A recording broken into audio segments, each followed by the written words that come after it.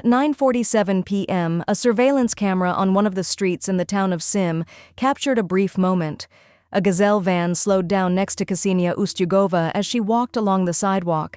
The driver said something calmly, quietly, as if simply calling out to someone he knew. Ksenia stopped. 1 second, 2, and she got into the vehicle, without any attempt to step away, without a single gesture that could be read as alarm. The van pulled away, and after that moment, no one ever saw Ksenia Ustyugova again. Now let's rewind a couple of hours to understand what that evening looked like before everything changed. The town of Sim, Chelyabinsk Oblast, Sunday, July 9th, 2023. Summer, school break. One of those long Ural evenings when darkness falls late and the day seems like it will never end. Ksenia was 11. She had just finished 4th grade. Thin, petite, about 4'7", light brown hair down to her waist, gray eyes.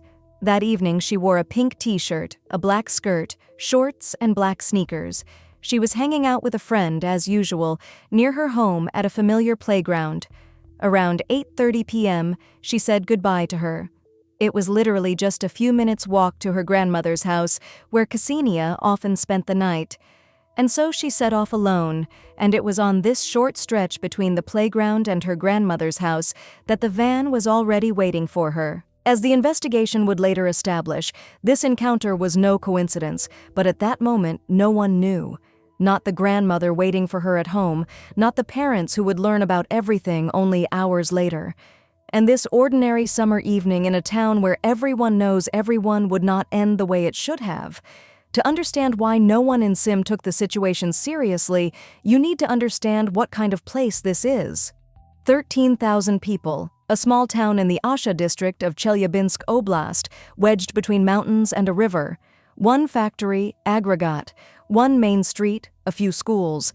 Everyone knows everyone by name, by house, by who belongs to whom.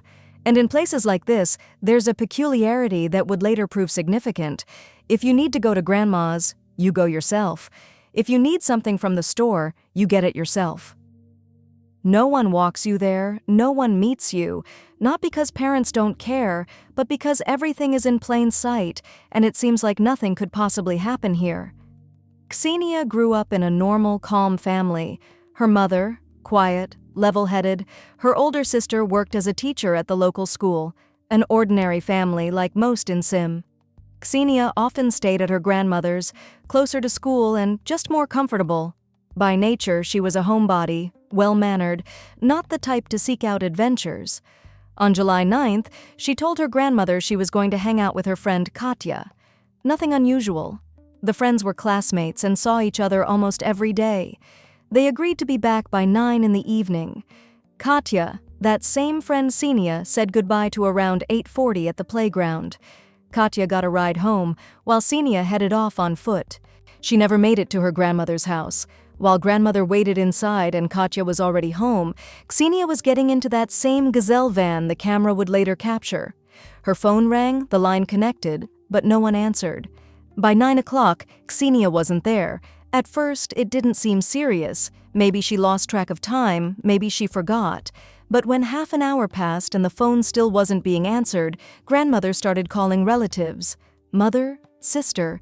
No one had seen Ksenia. They asked Katya and she said they'd said goodbye at the playground. Everything was normal. Where Ksenia went after that, she didn't know. By 10 o'clock, it became clear this wasn't about forgetfulness. The phone had stopped ringing entirely. For several hours, the family tried to handle it themselves. They checked the nearby yards, looked in on acquaintances, walked the streets. But no one had seen anything, no one had heard anything, as if she had dissolved somewhere between the playground and grandmother's house. Around midnight, they contacted the police, and here a question hangs that many would ask later. Between 8:40 p.m., when she said goodbye to Katya, and 9:47 p.m., when the camera captured the Gazelle, just over an hour passed. What happened during that time? How did Ksenia end up not on the familiar road to grandmother's house, but on a completely different street where the vehicle picked her up? At that moment, no one understood yet. The night passed without news, without leads, And by morning, that feeling that appears instantly in small places was already spreading through the town. One of their own had gone missing. By 8 a.m. on July 10th, everyone in Sim already knew. Someone posted in the local chat, someone called their neighbors. Within minutes, the news had swept through the entire town, and the town rose up. Not formally, not by assignment, but genuinely. Lisa Alert volunteers posted a bulletin with her description and photographs. Detectives from the regional department arrived from Chelyabinsk. Local police called in everyone, including those who were off duty. K9 units were brought in. They searched everywhere, combing the banks of the Sim River. Shallow, but with a fast current. The thought of an accident was the first to come to mind. They checked garages, basements, attics. Workers from the aggregate factory took time off their shifts and joined the search parties. Hundreds of people. Local media picked up the story. Her photo started circulating on social networks. A smiling Ksenia with long, light brown hair. The theories were standard. An accident by the river, she wandered off and got lost. Picked up by a passing vehicle from the highway. None were confirmed, but none were ruled out either. The search continued all day, without results. And among the volunteers was one man whom everyone in Sim knew. He searched particularly actively. He walked with the search parties, asked people questions, checked yards. As would later become clear, his activity had an entirely different reason. At some point, he found himself near Ksenia's mother. She couldn't stay home anymore. She walked the streets, asking everyone she encountered, her face gray, her voice hoarse. Around her, relatives, acquaintances, neighbors, everyone trying to offer support, but no one really knowing what to say. And then he approached, looked her in the eyes and said, __0_. In that moment, his words sounded like support. Ksenia's mother wasn't alarmed. No one was alarmed. And by the evening of July 10th, the search parties began running out of steam. They'd covered everything that could be covered. There was no trace of Ksenia, no lead, not a single witness who could say anything concrete. The town prepared for a second night without answers. And at precisely this moment, when the search seemed to have hit a dead end, the first discovery was made. A backpack was found on the bank of the Sim River, pink, the very one Ksenia had taken when she went out. Nearby, a phone case, but the phone itself was missing. An investigative team drove to the riverbank. The backpack lay at the water's edge, and at first glance, everything looked as if the current had carried it there. The theory took shape instantly. She went to the river, slipped, the current swept her away. The backpack was torn off, the phone sank to the bottom. A tragic accident. Divers were called in. They began examining the riverbed. They worked downstream until dark. But for the investigators who had arrived from Chelyabinsk, the picture didn't add up. A backpack on the shore. Okay, logical. A phone case without the phone. Already strange. If it fell into the water, why was the case found separately? If the current tore off the backpack, why was it lying neatly on the bank rather than caught in rocks downstream? And another detail that nagged at them. Ksenia was last seen nowhere near the river. Katya confirmed they'd said goodbye at the playground, and the playground was on the complete opposite side. There was simply no direct path from there to this part of the riverbank. Why would she go there alone in the evening? Too many questions for an accident. The investigators decided to simultaneously pull up footage from all surveillance cameras to reconstruct her route. If this wasn't about the river, the answer needed to be found elsewhere. There aren't many cameras in Sim, but some were in place. On stores, at intersections, on administrative buildings, detectives requested footage from every point between the playground and grandmother's house. Sania leaving the playground, captured. Walking down the street, visible on one of the cameras, calm, unhurried. No one following her. Then 9:47 p.m., a different camera, a different angle. And here the investigators saw what turned the entire case upside down. A Gazelle van slowed down next to Ksenia. Not abruptly, not cutting her off, smoothly, as if the driver had called out to her or she recognized him herself. Ksenia stopped. A brief pause, and she walked to the vehicle, opened the door, got in.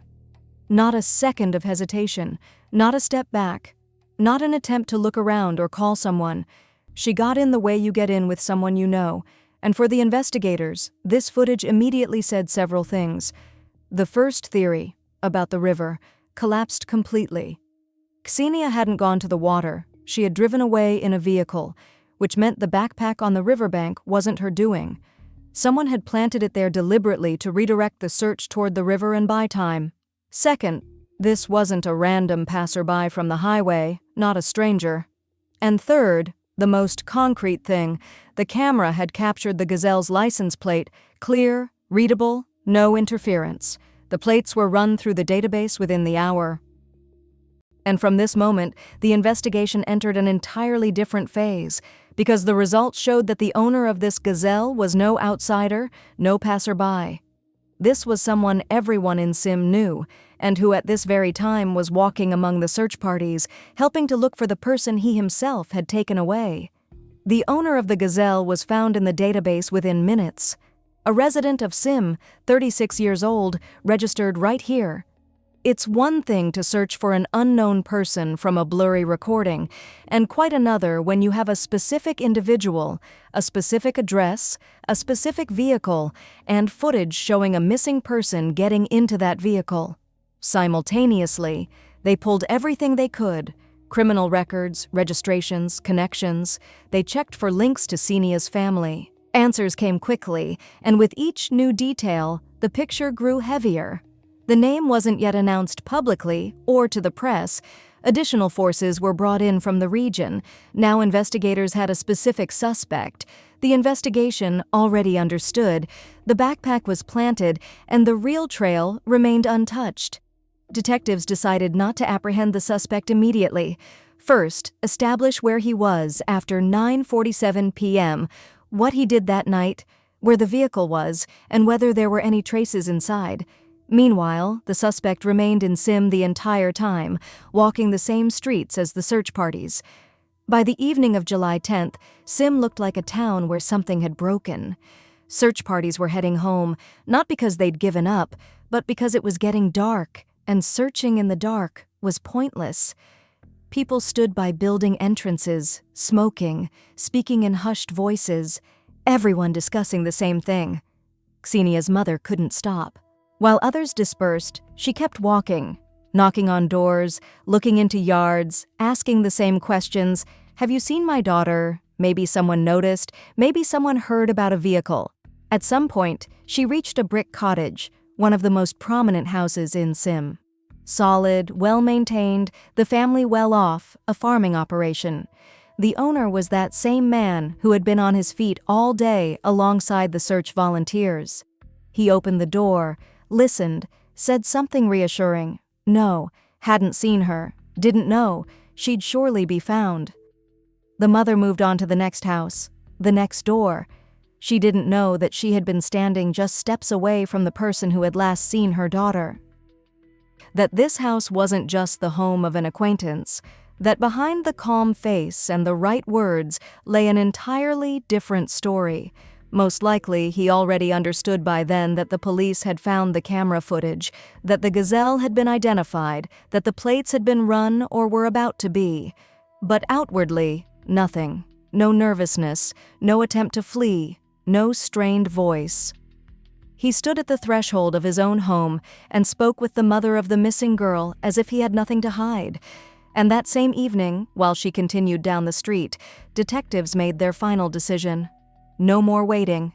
Take the suspect in.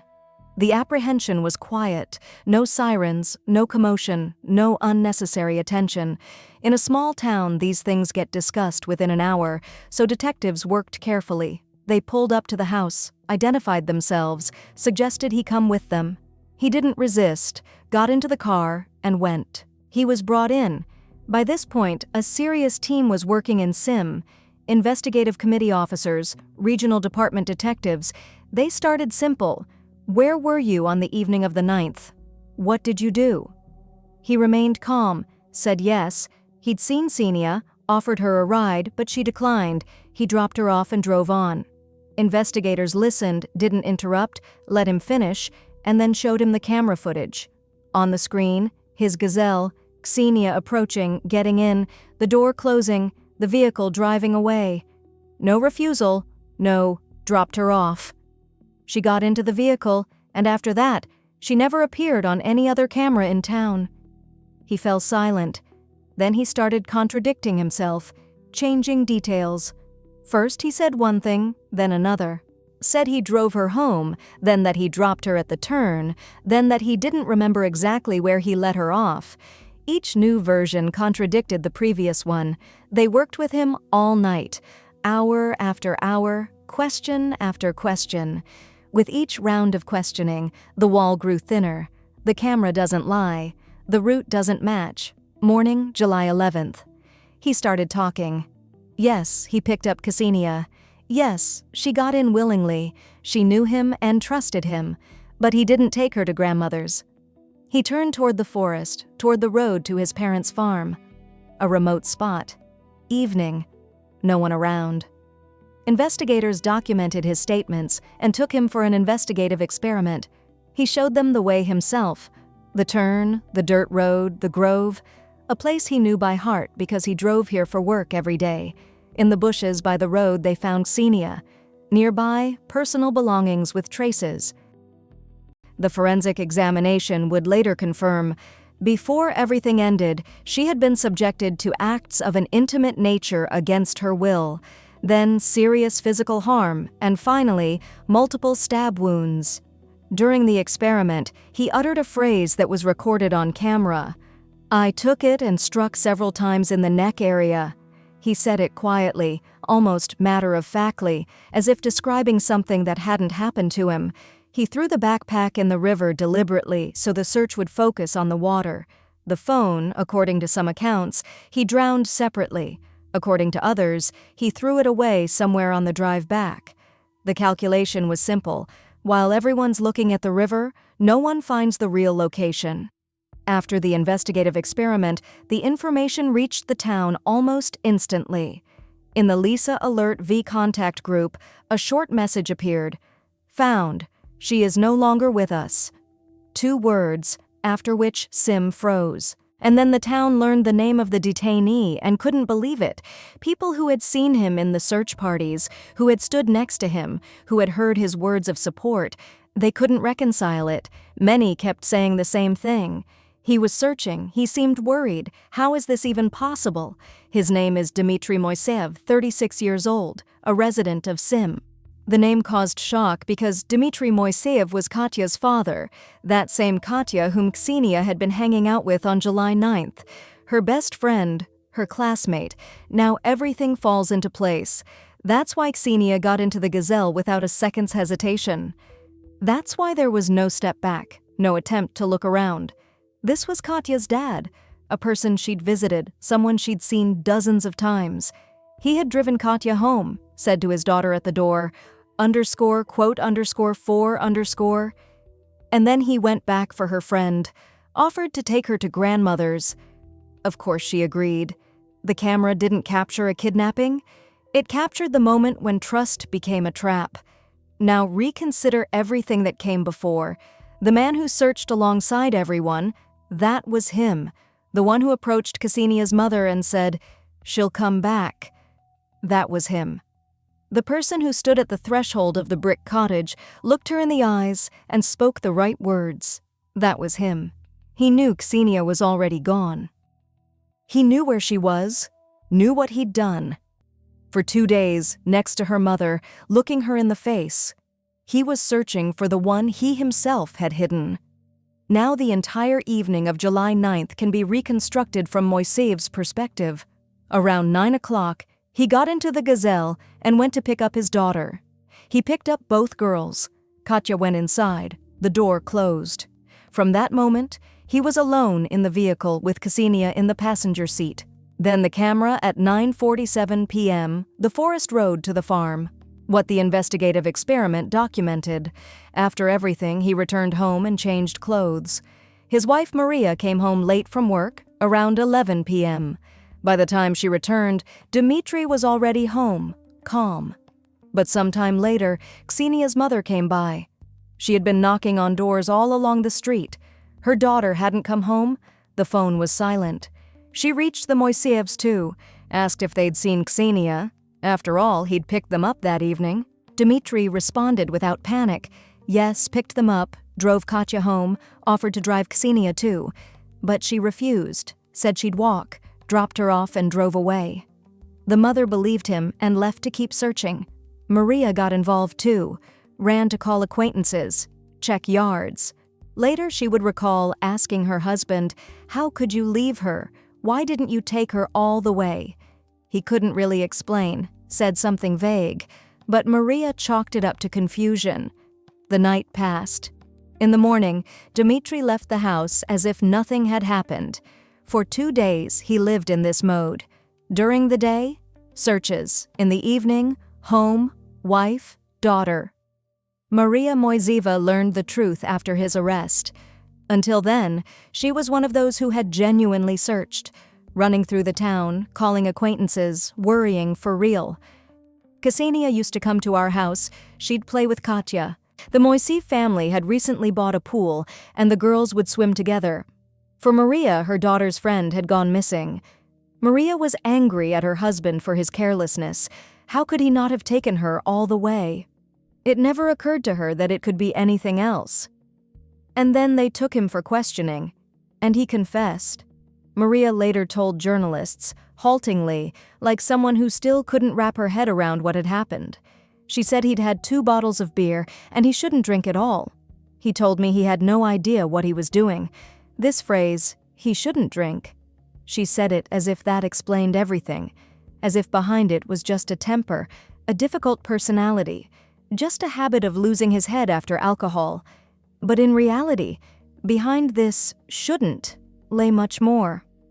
Maria knew her husband had his oddities, knew his first marriage had fallen apart, but she likely explained it to herself the same way everyone around did, difficult, nervous, withdrawn. There are plenty like that, and I defended him until the very end. I didn't believe it. How could he? This question, how could he? She was no longer asking him. She was asking herself, and she found no answer. Moiseyev, born in '87, grew up right here in Sim, in the same yard where his brick cottage now stands. He started appearing as a child, visiting his grandmother, thin, nervous, scrawny, the kind who either goes unnoticed in the yard or is avoided. A neighbor of his grandmother would later recall, just a strange boy, always with his parents or alone, didn't socialize with peers. She added, the family was not very friendly, closed off, they only communicated among themselves, beaten down. That word was repeated by several people. He couldn't stand up for himself, didn't fight, didn't talk back. His mother fought for him, literally. If someone picked on her son, she handled it. A dominant, stern woman. The father stayed in the shadows. Dmitri grew up in this cocoon, school, home, grandmother. He had virtually no friends. There was something about him, not aggressive, not frightening, but off-putting. The oddities didn't go away with age. He could sink into depression for no reason, get nervous, withdraw. Those around him chalked it up to personality, and then Dmitri ended up registered at a psychiatric clinic. The circumstances are unknown. Some said he was dodging the army draft, others that the problems were real. An elderly neighbor said it briefly, yellow ticket, meaning he was mentally exempt. Makes sense, everyone knew, but not everyone. Many did, and they treated it the way people in small towns treat uncomfortable information. They knew but didn't discuss it. Not their business. And then there was an incident, roughly 10 years before the events of 2023. The exact date was never established. Dmitri, according to neighbors, attempted something with a minor. What exactly happened, under what circumstances, how it ended? The details are murky. People recalled, there was something with a minor. Everything got hushed up. Then the father paid it off again. This word, again, sounded as if this wasn't the first time the Moiseyevs' money had solved a problem. The case, if it was ever formally filed as a case, never reached court, never became a public matter. In a town where one family has a farm, a brick cottage, and connections that handle things quickly and quietly. Without reports and without consequences, Dmitri remained free in the town. He remained among people who knew or suspected something was wrong with him, but stayed silent, and no one did anything. In 2010, Dmitry got married. First marriage. Katya was born. From the outside, everything looked normal. Young family, their own house, work on the parents' farm. Sim is a small town, and the news of Moiseyev's wedding was probably received with relief. He got married, must have settled down, everything must be fine. But the marriage didn't last long. His wife discovered photographs on the computer. What exactly was on them, sources speak carefully, but the essence is the same: prohibited content of a certain nature. For his wife, that was the point of no return. She filed for divorce. According to information aired on NTV after the verdict, Dmitry had sought out individuals who appeared significantly younger than the legal age. Not once, not accidentally. This was a consistent pattern of behavior. Acquaintances of Moiseyev who spoke with journalists after his arrest confirmed they had noticed his unhealthy interest in those far too young, but they phrased it gently. Quote 15, quote 16, nothing more. After the divorce, Dmitry lived alone. Katya stayed with him, at least part of the time. He worked at his parents' farm, complained of headaches, constant, exhausting, and started drinking.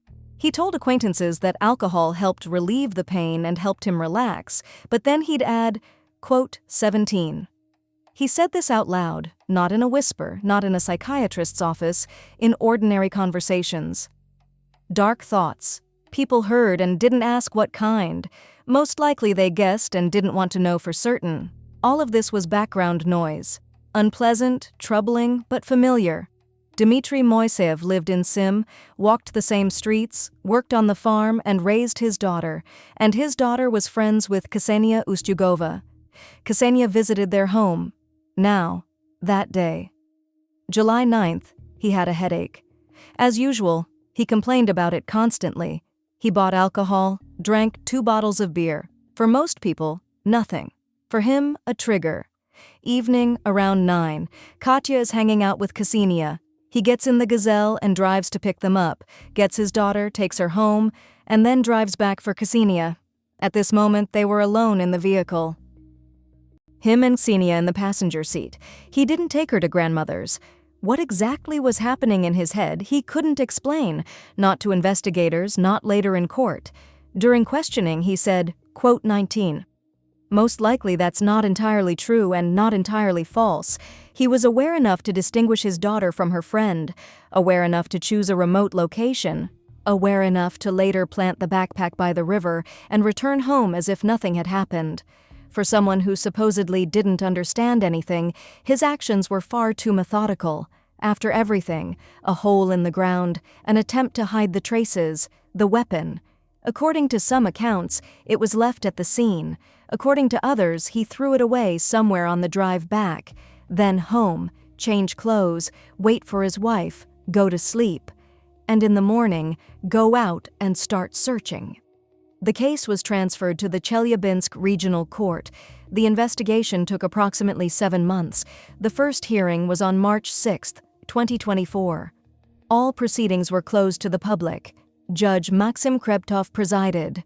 The charges: acts of an intimate nature against a person under the age of 14 and causing harm incompatible with life. State prosecutor Ivan Kravtsov requested the maximum sentence, life imprisonment. Before sentencing, a forensic psychiatric evaluation was conducted. The result: competent.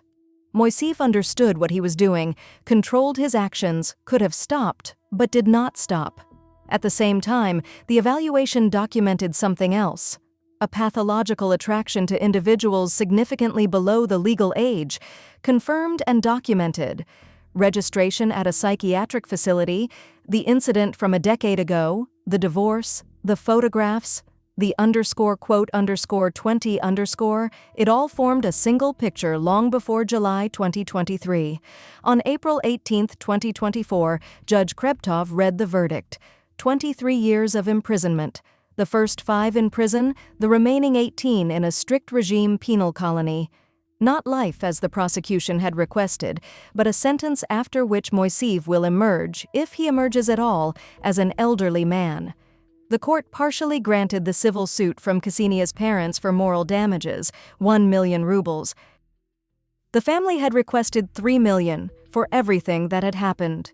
Moiseev listened to the verdict in silence, barely audibly said that he understood the decision. Not a word of remorse, no attempt to explain. The courtroom of the Chelyabinsk Regional Court, April 18th. Moiseev was led out to the glass defendant's box in a freshly pressed T-shirt, a white handkerchief in his hand, which he used to dab his eyes before the judge even entered. He sat away from the camera but didn't hide his face, short, light-haired, scrawny. In the footage from the investigative experiment, he's almost a head shorter than the guards. Gaunt. Over 10 months in pre-trial detention, according to journalists, all that tension from the moment of his arrest had drained from him. He wiped his tears carefully, dabbing the corners of his eyes. Whether they were tears of remorse or fear of what awaited him behind bars, with charges like his, no one knows. Moiseev's parents came from Sim for the verdict. His mother, a large, tall woman. When the judge read the sentence, she nearly fainted, broke down crying right in the courtroom. Later, she told journalists one phrase, "I never thought, and then this is how it all turned out?" Dmitri's ex-wife didn't come to the trial, not to a single hearing throughout the entire proceedings. She probably understood everything earlier than the rest. Ksenia's parents also weren't in the courtroom. They couldn't find the strength. In their place came an aunt and the older sister, that same teacher from Sim. They sat in silence. Not a word during the verdict, not after. On July 30th, 2023, Ksenia was laid to rest. Hundreds of people came to say goodbye, almost all of Sim. Ksenia's mother said only 4 words in which everything was contained: the grief, the helplessness, the impossibility of understanding. God is his judge. Here's the question that remains after this story.